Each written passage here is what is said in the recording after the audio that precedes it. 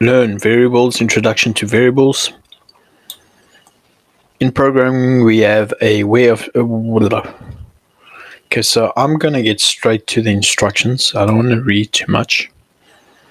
So right here, imagine that you're building a game using tiles with different patterns, representing different terrains. The tiles need to be placed in the following order. First row, grass, rocks, grass.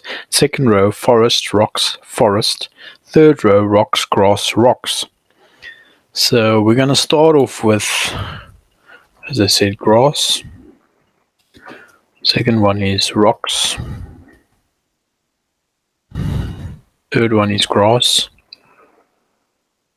Okay, so in the second row, I want forest, then rocks, forest, rocks, grass, rocks. But what if I were to change this to grass?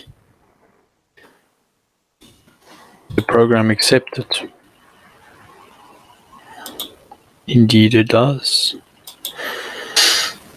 Reusing values in variables. Okay, again, let's go straight to the instructions.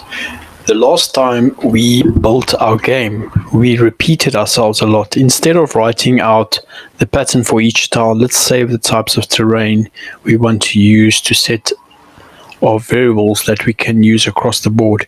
Replicate the previous design by making each variable equal to the one of the following: grass, rocks, and forest.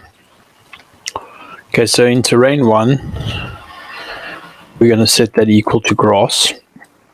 Now all three tiles that were initially changed will be changed to grass. Terrain 2 will be changed to rocks. Terrain 3 will be changed to forest.